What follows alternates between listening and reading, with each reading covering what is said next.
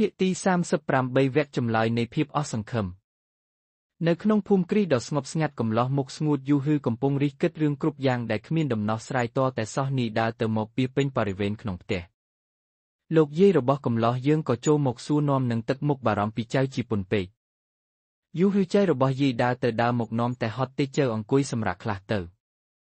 ដៃរបស់លោកយាយបានទាញចៅសំណប់ឲ្យអង្គុយចុះនេះយើងអង្គុយបែបមិនស្រណុកចិត្តសោះលោកយាយខ្ញុំអាចសួរសំណួរមួយទៅលោកយាយបានទេសួរពីអីទៅចៅបើយាយឆ្លើយបានយាយនឹងឆ្លើយតាំងពីចៅកើតមកលើផែនដីនេះរហូតដល់ពេញវ័យចៅមិនបានឃើញមុខអ្នកម៉ាក់សោះសំបីរូបថតក៏ចៅមិនបានឃើញតែអ្នកម៉ាក់ចៅនៅទីណាលោកយាយរឿងនេះប៉ាអេងគេមិនចង់សារ៉ើក៏កាយទេតែបើចៅចង់ដឹងហើយនោះចាំយាយនិយាយពីទម្រង់មុខម្ដាយចៅឲ្យស្ដាប់ណាព្រោះនាងមិនបានបន្សល់ទុករូបថតមួយសន្លឹកសោះបែបនេះបានន័យថាម៉ាក់របស់ចៅគាត់មិននៅលើផែនដីនេះទេមែនទេលោកយាយ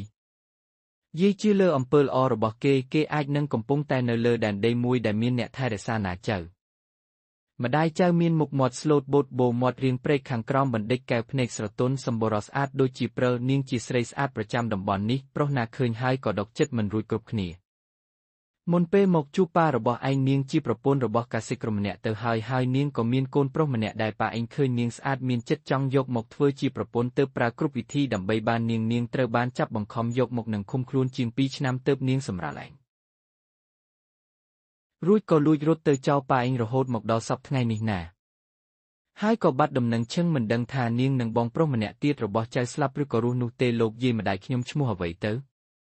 គឺភីនណាមស៊ុយរិនជាជនជាតិផ្សេងខុសពីពួកយើងគ្រាន់តែឮថាជាភីនណាមនេះយើងស្ទើរតែស្លុតស្មារតីរកហាស្រដីមិនឃើញស្រាប់តែនឹកឃើញដែនដីអាគមដែលខ្លួនបានចូលនឹងប្រទេសឃើញមនុស្សស្រីដែលរៀងរលេកកឡប់ម្នាក់នោះនាយហើបមាត់តិចពោទាំងក្តុកក្តួលអ្នកម៉ាក់តាមពិតអ្នកជាម្ដាយខ្ញុំហើយចុះផ្កាវិញនោះហេតុអីទៅមនុស្សខ្ញុំស្រឡាញ់ស្មើជីវិតនាងជាប្អូនជីដូនមួយខ្ញុំទៅវិញមិនអាចទេលោកយាយប្រាប់ខ្ញុំមកថាវាមិនមែនការពិតទេនាយរលាក់ដៃលោកយាយនឹងលើកដៃសំពះមេត្តាប្រាប់មកថាវាជារឿងបោកប្រាស់មែនទេលោកយាយគ្រប់គ្នាមិនចង់ឲ្យខ្ញុំតាក់ទងផ្កាទើបលើករឿងមកកុហកខ្ញុំលោកយាយក៏ភ្ញាក់ផ្អើលណាស់ដែរក៏សួរទៅកាន់ចៅប្រុសទាំងស្រឡាំងកាំងចៅចង់និយាយពីអ្វីទៅចៅនឹងផ្កាជាបើមនុស្សស្រីដែលឈ្មោះភេនណាមនោះជាម្ដាយខ្ញុំពិតមែននោះផ្កាជាប្អូនស្រីរបស់ខ្ញុំព្រោះនាងជាក្មួយបង្កើតរបស់អ្នកមីងភីនយូឬខូចចិត្តជាពន់ពេជ្រឈ្ងោកមុខច្រកហើយរូបនេះនៅតែយល់ថាទាំងនេះសុទ្ធតែរឿងកុហកទាំងអស់នេះដឹងថាម្ដាយនេះមកទីនេះក៏ដើម្បីតាមរកត្បូងនោះដែលនេះបញ្ជាក់ថាផ្កាក៏ព្យាយាមចូលចិត្តគេដើម្បីតែរឿងនេះតើនាងកំពុងបោកប្រាស់ស្នេហាខ្ញុំមែនទេនេះនឹកខកចិត្តជាមួយរឿងជាច្រើនដែលនឹកស្មានមិនដល់ផ្អាកឈុតឆាកសោកសង្រែងរបស់កំឡោះសង្ហាហាយសូយុឬសិនងាកមកមើលដំណាក់របស់អ្នកមនាងអុយថារ៉ាដែលនៅចំកណ្ដាលទីក្រុងសៃនៃប្រទេសឃីនយីវិញម្ដងអ្នកបម្រើជាច្រើនអ្នកកំពុងរៀបចំតុបតែងដំណាក់តាំងលំអំពូលពោតូចស្កេះស្កះពេញដំណាក់នឹងតាមដើមឈើនេះជាបញ្ជារបស់អ្នកអង្គម្ចាស់អធិសេនជាបតាអ្នកអង្គម្ចាស់ច័ន្ទតារាជអធិសេនសានយ៉ាកំពុងតែដើរតាមអ្នកអង្គម្ចាស់ច័ន្ទត្រុកអស់វេលាយូរទៅច័ន្ទហាក់ទទួលអារម្មណ៍ដឹងថាសានយ៉ានឹងខ្លួនដូចមិនធ្លាប់ស្និទ្ធស្នាលគ្នាពីមុនមកសោះសានយ៉ាតាមសួរព្រះនាងនោះនឹងច័ន្ទទឹកឈប់បងប្រុសច័ន្ទតើថ្ងៃនេះមានកម្មវិធីអ្វីមែនទេគ្រប់គ្នារៀបចំដំណាក់ស្អាតយ៉ាងនេះបងក៏មិនដឹងដែរអូនណាត់សួរម្ចាស់ប៉ាទ្រង់ក៏មិនប្រាប់ម្ចាស់ម៉ាក់ក៏មិនប្រាប់ចុះនោះវិញនោះមានដឹងទេច័ន្ទងាកមកសួរនោះ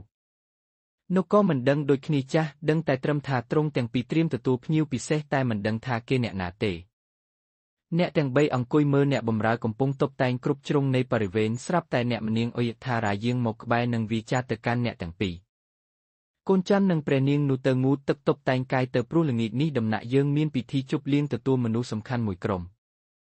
អាត្រូវហើយនោះមីងបានរៀបចំឈុតសម្រាប់ក្មួយដែរព្រោះមីងដឹងថាក្មួយមិនសូវស្គាល់ទីនេះច្បាស់បែបមិនហ៊ានដើរផ្សារទើបមីងកាំងមកពីហាងល្បីប្រចាំឃីនយីមកឲ្យតែម្ដងឮថាហាងនោះជាហាងដែលយកក្រណាត់ពីណាក់សាក់ម៉ានក៏ប្រហែលជាយកពីហាងអ្នកមនាងរបស់ក្មួយទំនងជានឹងហើយណោះព្រោះហាងក្រណាត់សូត្រដែលល្បីនិងប្រណិតបំផុត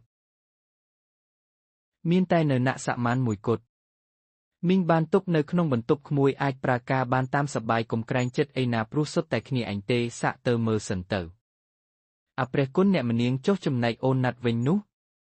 ណាត់ចាំឲ្យច័ន្ទគេជូនទៅតែម្ដងព្រោះមីងស្មានរៀងមិនត្រូវនោះទេសានយ៉ាយ៉ាងខ្លាំងពេលដែលឮថានាងនឹងបានសម្លៀកបំពាក់ស្រស់ស្អាតនឹងដើរផ្សារជាមួយបណ្ដូលចិត្តទៀតផងនាងយំបិទមាត់មិនចិត្តទេ នាងបានទាញខ្សែមកកាន់នឹងនឹកក្នុងចិត្តតែម្នាក់ឯងទឹកមុខញឹមញែមខ្សែកនេះពិតជានាំសំណាងមកយើងមែនអរគុណឯងណាស់ផ្កាដែលឲ្យរបស់ល្អយ៉ាងនេះមកយើងកំពុងតែនឹកអសប្បាយស្រាប់តែច័ន្ទបានហៅនាងធ្វើឲ្យនាងភ្ញាក់ពីការគិតភ្លាមណាត់តោះយើងនៅទិញសម្លៀកបំពាក់សិនទៅចាំមកដល់ដំណាក់វិញចាំតែងកាយណាបានណាចាស់សតោះយើងទៅពេលនេះតែម្ដងមែនទេបងប្រុសផ្សារទំនើបបងណារាយខ្ញុំម្ចាស់ថាឈុតនេះពិតជាសមជាមួយបងជាទីបំផុតហើយមើលចុះផ្កាបានលើកឈុតក្រហមដែលមានរោមសត្វពីក្រោយដាក់លើប្រាណបង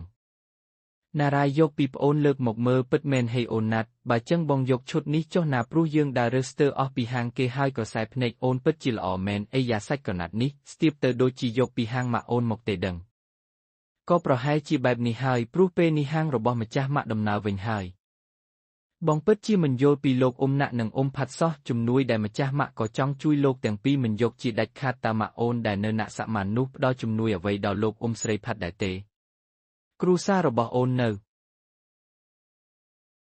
ណាក់សាម៉ានធ្វើត្បិតតែជាត្រកូលស្ត្រប៉ុន្តែទ្រព្យសម្បត្តិត្រូវបានរឹបអូសដោយការចាញ់សង្គ្រាមអស់ហើយអ្នកម៉ាក់គាត់មិនចង់រំខានដល់ម្ចាស់ម៉ាក់ស៊ុយណាស៊ុយរីននោះទេបានហើយចាំទៅដល់ផ្ទះចាំពួកយើងនិយាយបន្តទៀតចុះដើរមើលខោអាវបន្តទៅបងរាយចំណែកអារុនក៏បានទៅមើលសម្លៀកបំពាក់នៅហាងសម្រាប់បុរសជាមួយនីធីរ៉ាស៊ុយទ្រង់បានទិញខោអាវក្រសេបមួយឈុតនីធីរ៉ាបានសួរទៅកាន់ទ្រង់ដោយការគោរពអ្នកអង្គម្ចាស់បើរួចរាល់ហើយទ្រង់ទៅរកព្រះនាងទាំងពីរដែរទេតោះប្រហែលណាត់ក៏រើសហើយដែរបើចឹងយើងឆាប់ទៅកំពុងបណ្ដាលគ្នាចេញស្រាប់តែអារុនរៀងទុកដំណើរបណ្ឌិតទើបស្រដីទៅនីរ៉ាសេងរ៉ាស៊ុយឯងទៅរកព្រះនាងសិនទៅមុនយើងទៅបន្ទប់ទឹកតែមួយភ្លេតទេចាំយើងទៅតាមក្រោយយាងក្រាបទូលអ្នកទាំងពីរក៏បំបែកផ្លូវគ្នារៀងខ្លួនចំណែកសាន់យ៉ានិងអង្គម្ចាស់ច័ន្ទកំពុងរើសសម្លៀកបំពាក់ហាងតែមួយជាមួយនឹងផ្កានិងណារាយច័ន្ទបានងាកមកសាន់យ៉ានិងនិយាយបន្ទាន់បងទៅបន្ទប់ទឹកបន្តិចសិនអូននៅរើម្នាក់ឯងបានអត់អូមិនអីទេបងទៅចុះសាន់អស់ខ្នាត់អាចរើសបានចាស់កំពុងតែរើសអាវដែលត្រូវចិត្តស្រាប់តែដៃរបស់ផ្កាបានឈោងមកចាប់បានមុនពីម្ខាងផ្សេងទៀតពីសាន់យ៉ាបានទាញមកដណ្ដើមប្រកបដោយសម្ដីយ៉ាងអំនួតឮមួយឈុតនេះគឺយើងជាអ្នករើសយកមុនឆាប់ឲ្យមកយើងស្រាប់តែណារាយតបភ្លាមឈុតនេះគឺប្អូនយើងជាអ្នកចាប់បានមុនច្បាស់ណាស់ឆាប់លែងទៅជារបស់យើងជារបស់ប្អូនយើងទេកំពុងទាញទៅទាញមកស្រាប់តែសាន់យ៉ាទៅឯងដឹងថាកំពុងនិយាយជាមួយអ្នកណាទេជាអ្នកណាក៏យើងមិនខ្វល់ដែរសំខាន់អាវនេះគឺពួកយើងឃើញមុននឹងយកបានមុនទាំងពីរអ្នកប្រទីងគ្នាទៅមកធ្វើឲ្យដួលក្រែងផ្កាលាន់មាត់សាន់យ៉ាផ្កានេះឯងទេហេសាន់យ៉ានឹកក្នុងចិត្តបើនាងនៅទទួលចង់បានមួយឈុតនេះទៀតច្បាស់ណាស់គឺច័ន្ទមកតាន់ទៅនាងប្រែសម្ដីភ្លាមផ្កា5ឈុតនេះឯងយកចុះចាំយើងដើររើថ្មីក៏បានដែរណារាយកញ្ឆក់យកនឹងសម្លឹងមុខសាន់យ៉ាឥតឈប់មិនបាច់យកទេអូនណាត់បងទុកវិញហើយយើងទៅហាងផ្សេងទៅណាប៉ុន្តែបងរាយនេះមិត្តគេខំឲ្យហើយណាផ្កាក៏ទទួលយកនឹងលាមិត្តចេញទៅតោះបងរាយយើងទៅកន្លែងផ្សេងគុំនៅឆ្លោះអីណាមិនល្អទេគ្រាន់តែអ្នកទាំងពីរដើរចេញផុតពីកន្លែងសាន់យ៉ាបណ្ឌិតច័ន្ទក៏មកដល់នឹងសួរសាន់យ៉ាណាត់មិញអ្នកណាគេឈរយាយជាមួយអូនគឺផ្កាមិត្តរបស់អូននិងបងស្រីគេអូនមិនចូលចិត្តបងស្រីរបស់ផ្កាទេរឹកពីក៏អើតណាស់គុំទៅថាឲ្យគេអីណាហើយរើបាននៅចាស់នៅទេតែខ្លាចមិនទាន់ម៉ោងអូនយកមួយនេះចុះសាន់យ៉ាទាញយករោគវាលុករឹបរៀងពុកក្រហមឆើតបើចឹងយើងឆាប់ទៅផ្ទះទៅម៉ោងច្រើនហើយអ្នកទាំងពីរឡើងឡានតម្រុងទៅដំណាក់វិញយ៉ាងលឿនចំណែកណារាយវិញអូចប់ផ្លូវអូនណាត់ចេះរាប់អានមនុស្សបែបណាក៏មិនដឹងសម្ដីខ្ពស់រឹកពីខាងក្នុងមិនធម្មតាបងថាម្នាក់នេះមិនធម្មតាទេទឹកមុខពីស្ពុលណាស់គួរឲ្យស្អប់ផ្កាបានព្យាយាមពន្យល់បងស្រីហានេះបងមើលក្នុងលោកដោយភាពស្រស់ស្អាតបន្តិចមិនបានទេយ៉ាងណាក៏សាន់យ៉ាឲ្យឈុតនេះមកយើងហើយចាត់ទុកថាចប់រឿងបានទេព្រះនាងទោះយ៉ាងណាក៏មិនអាចរំសាយចិត្តស្អប់របស់ណារាយបានឡើយនាងនៅតែធ្វើមុខហឺបែបខឹងនឹងខ្នាញ់ពួកគេក៏បានមកដល់ផ្ទះនិងរៀបចំខ្លួនដើម្បីទៅកម្មពិធីសូមអរគុណសម្រាប់ការចំណាយពេលវេលាដ៏មានតម្លៃមកស្ដាប់រឿងផ្កាយក្រោមមេឃសូមរងចាំទស្សនាភាគបន្ត